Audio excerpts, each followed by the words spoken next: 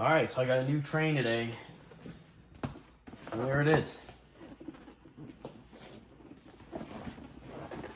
It is a high iron K4 and it's a 1361. Been looking for this guy for a long time. I'm sorry about that. For a long time. Post-war pilot. Let's try to get it onto the layout as soon as I can. Give it the old test run. That to me is the right thing to do.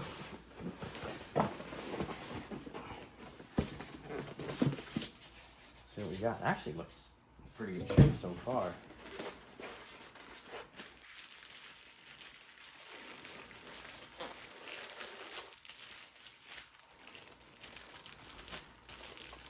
I know from the eBay description it's got a few cosmetic challenges. It's got a little bald spot there in the coal pile. But looks pretty good so far. I had the pre-war pilot version of this years ago. Sold it off and always regretted it. We got some little spider eggs in there. I don't know if you can see that.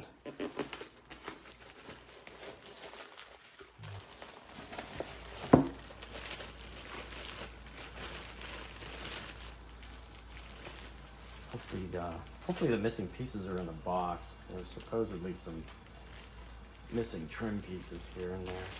I don't know if they package them up, if I have to fabricate them. But for the price I got this for, I'm not going to complain too bad. Looks pretty good. Missing the traction tires. I don't see any accessories here in the box. But doesn't look like it's seen much runtime. If it was ever run at all. Let's go check it out. All right, here it is on the layout. And let's see what it does. At the time these were issued, they had Train America EOB OEM version, Rail Sounds 4.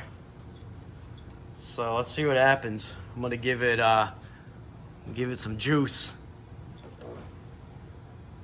And there it is. Headlight works. I can see the cab light. See the markers back here. Let's guess what engine number this is. I'm gonna go for engine 1 first. Oh, good guess.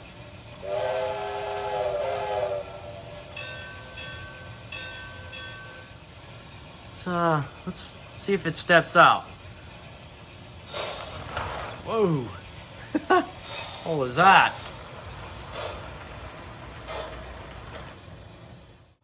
So attempts at this point to gain control of the engine were pretty much fruitless. So right here I'm pointing out in between this running board and the front of the firebox the remains of the EOB tack tape. And this is a classic EOB failure. So with that tape off the flywheel, the cruise modes won't work and the chuff won't count correctly. So it's time to get it into the shop. Pretty nice looking engine though. I really like these a lot. All right, so I got it here on the bench and gonna take the engine apart, see if I can't at least get it to run. I'd like to have it do a trip around the layout. I can already see some things it needs besides the cosmetic work.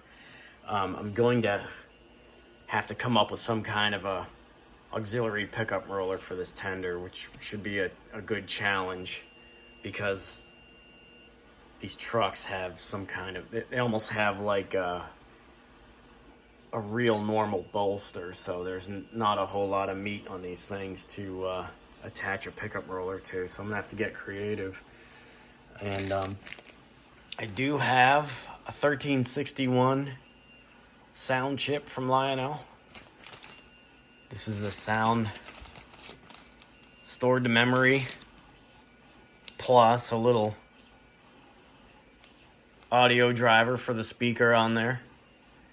These are cool little boards. We'll talk more about that later as I've learned even more about these lately. These are really cool. Again, Rail Sounds 4. This was the old Lionel K4.5 they made like in 2000 or 2001. And I always like the sounds. It's one of their better sound sets, especially for Penzi. It has really cool chuffing. So let's inspect the other side here. We'll check out the engineer side, and then we'll get to taking it apart.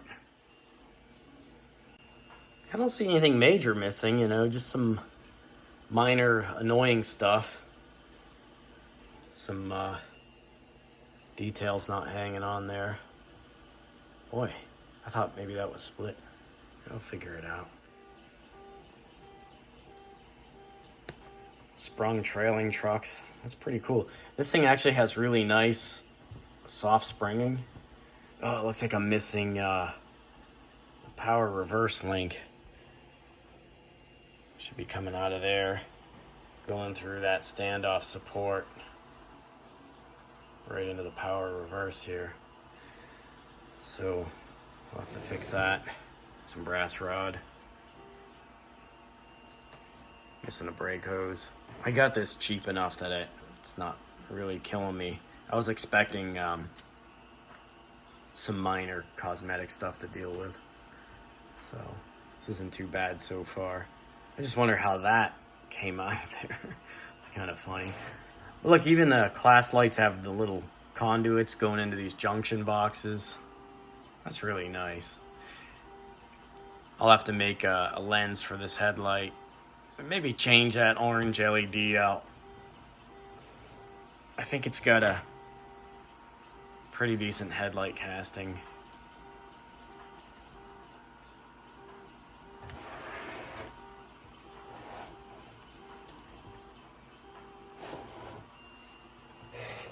Tender looks fine, mostly.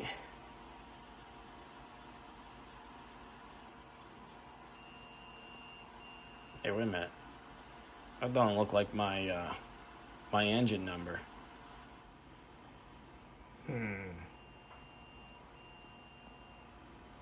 Well, it's a 130 P75 tender, but it's for some other engine. Oh well, don't tell anyone. I don't know if that's proper. I gotta figure that out. That reverse light looks a little crazy.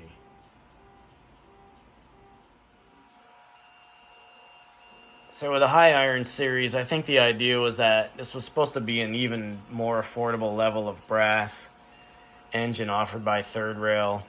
As you can see, this particular model was made in China. And I don't know, some people didn't like them. EOB issues, things like that. Nothing insurmountable, because I've had a couple of these, and I sold off, like I said, I sold one off with the original, or the pre-war Pilot, which I'm not a big fan of that look anymore, and I always just wanted the 1361. And I don't know, the post-war beauty treatment look has really grown on me over the years. So I really wanted this, and I think it'll be worth the effort to get it running. Definitely need to get some traction tires on this. It pulled that cool little hole shot when I first started it. I thought that was nice. All right, so I have the screw out of the steam chest here and the saddle, and I got the two screws out from the bottom of the cab. So this is what we're looking at, and you can see, I don't know if you saw that, but let's just put this guy here. Here's our EOB tape. It's supposed to live here. And, well, to get this thing to even try to run right, we'll have to restore that. I've got some stuff here.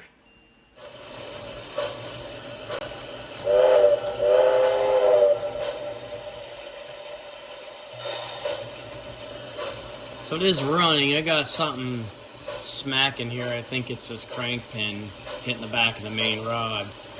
So it's not a good idea to go sticking your fingers. This is the big torque end of the drivetrain, so you can bind things up pretty quick. I'm going to try bending this crosshead support out just a touch.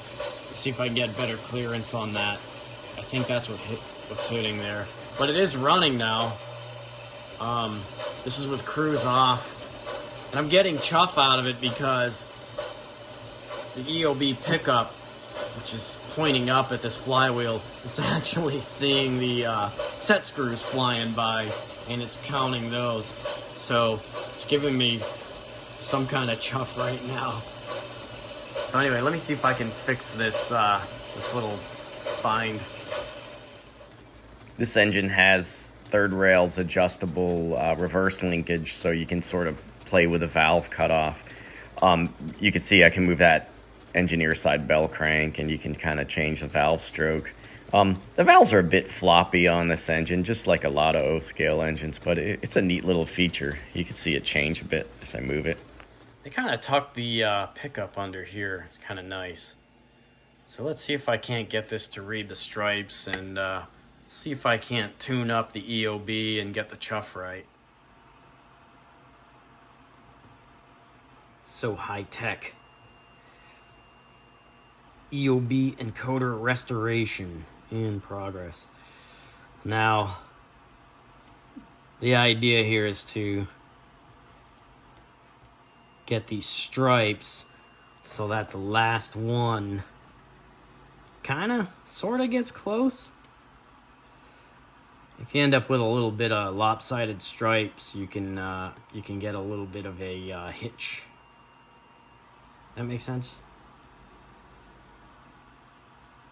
I don't know. We'll give that a try. It's not very it's actually not as finicky as you'd think. So I don't know. Let's see. Let's give it a try. I'm gonna fire it up again. Oh, power is on.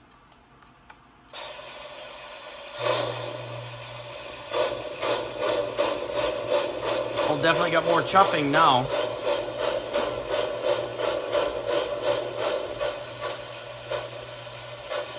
That looks pretty close to 4 even. I'm gonna move it by hand. Just in case you don't know, I talked about these EOB, I talked about this EOB stuff in the past, and it's kind of pleasantly charming to find one that still works.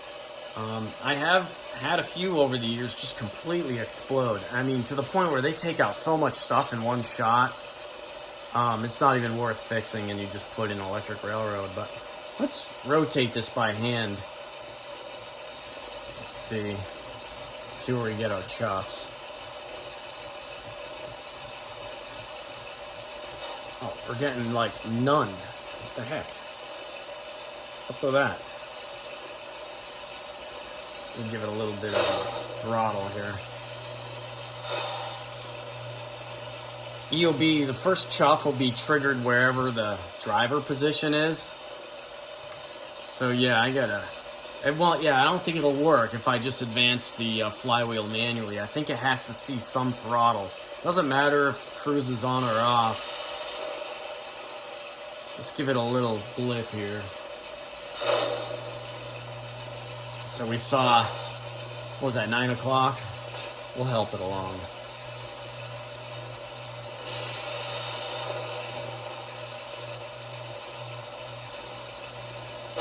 Oh, we got one right at 6 o'clock.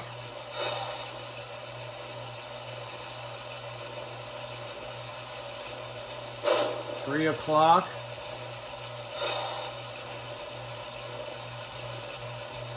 And we got one at lunchtime. That's pretty cool, man. I already fixed the chuff. Hey, I know. Let's do this. Let's see if I can get it into cruise mode. So let's see. Direction. Aux 1, aux 1, aux 1, 2, and that should give me 128. Let's see. It's in cruise. It's in cruise. It's cruising. 128 step mode on the EOB. If you just hit the boost button, it'll roll out at the first speed step. That's a nice low speed step. The way to tell if cruise is on is if you try to slow these drivers down and you feel them actually pull harder against you, the cruise is on. Oh man, I want to take us back out to the layout now.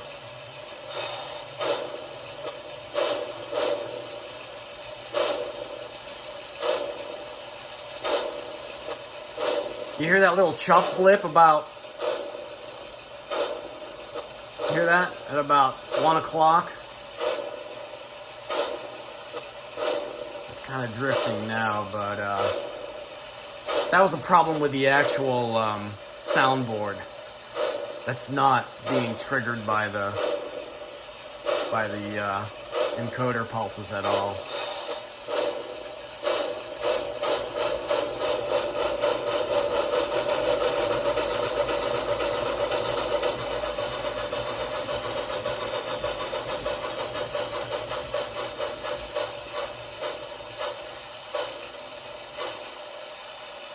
Pretty cool. EOB is kind of funny. Like I said, when it triggers the chuff, it's right off the first position, so it's technically unsynced. So say let's put it here at what, like 10:30, and if I start it, it'll kind of trigger on the 45s there.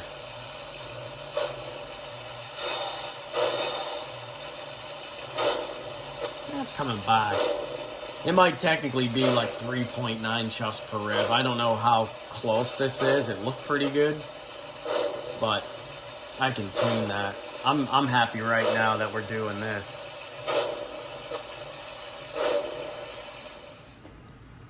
All right, sorry guys, I got a little ahead of myself, so I did put the engine back together and brought it out to the layout now that we're chuffing and cruising properly. However, I went to pull a short freight train and the engine kind of stalled out. But curious thing, it would stall and then rapidly chuff. So I quickly determined that something's slipping in the drivetrain. And there was a slight moment of panic where I thought, oh no, I stripped out the gearbox without, checking it out. But turned out that my pulley was actually slipping. So I kind of got a little risky and I ended up just dremeling out a 1/32 hole, and I'm gonna pin this pulley with just a piece of brass wire here. So we'll, I think we'll be good. Curiously enough, all my other third rails have these pulleys pinned, and in fact, the lower pulley is pinned here. Let's see if we can find it, or it's at least got a set screw. So. I think we'll be pretty good. I'm gonna set this up and get back out to the layout and just see if I can make a trip around the layout, and that's it. All right, that should be pretty good.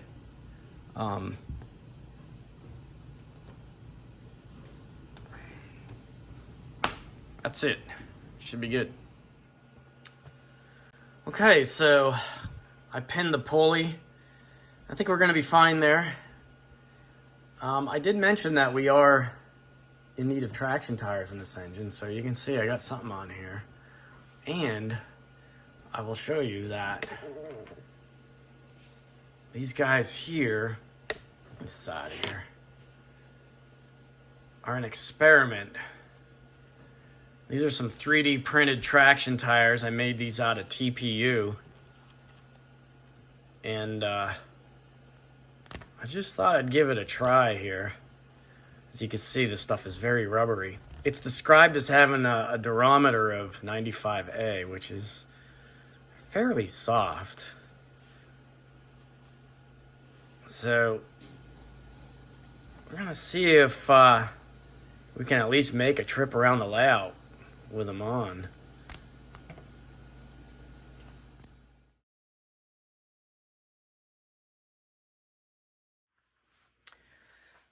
All right, fellas. Well, the K4 has successfully made it around the layout a few times, It's pulling a less than glamorous freight train, but it's a good test load for it right now. Being that it has that smaller pitman, I don't have super high expectations for it pulling like my other third rails, and which is fine because this is probably going to pull, 6, 7, 8 car express mail trains with maybe a couple coaches tacked on. But I think it's going to be a good runner. The experimental traction tires have made a few trips around the layout already. I'm really happy about that. I have some minor adjustments to make on the running gear. I have to adjust the position of this eccentric crank, and there's like a really micro-sized Allen key here. I got to find an Allen key that fits that. It's got to be tilted, I think, about 13.25 degrees forward to actuate the radius bar here correctly. So this does have the movable bell crank and lift link for the radius rod or whatever to the valve. And it's kind of cool that they did this. I'll probably keep it close to center. I really don't like the valve hopping around a lot. You'll see. We're going to take this thing for a spin, but right now it can pull, which is more than what it did before. And like I said, I panicked when it started slipping out on that pulley. I thought, oh boy, I just roached out the freaking gearbox, and that would be a very bad thing. But no, it turned out to be pretty simple stuff, and right now we're cruising, and even got 4 chuffs per rev, or pretty close, close enough, I think. Unsynced, that bothers me if you listen to my rantings, but we'll give this guy a cruise around the layout. Oh, and there's the effect of having not enough pickup rollers, which I will address. So anyway, let's take it for a spin.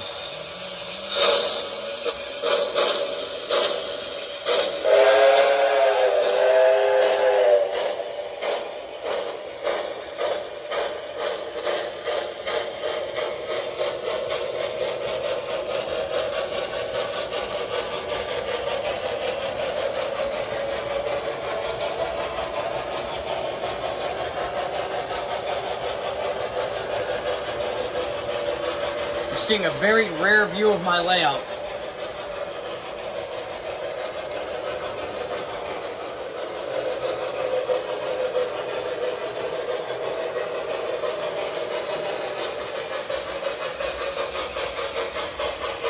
Let's do a slow down, speed up sequence here. Hopefully it doesn't conk out.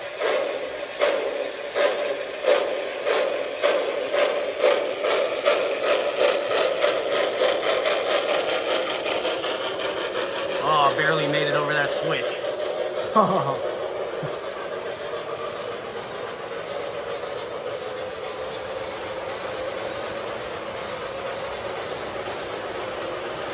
Pretty unglamorous train for this nice engine.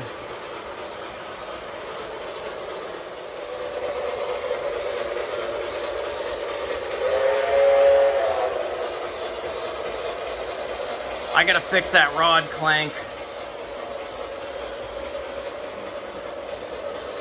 I won't run it too much longer.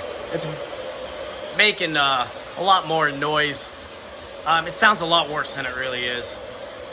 But it's coming right off the layout. It's going to go into the shop.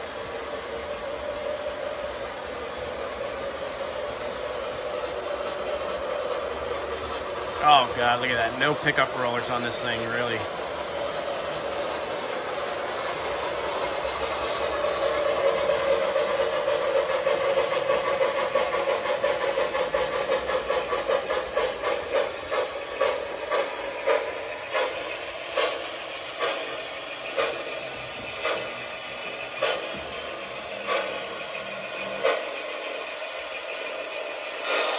Curious thing about this engine, I don't know if it was a cost-saving thing or what, but it appears like this pilot's actually black.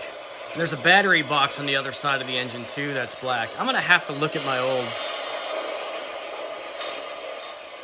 I'll do a little reading on that, but I'm pretty sure that's gotta be green like the rest of the engine, which is pretty trivial to deal with.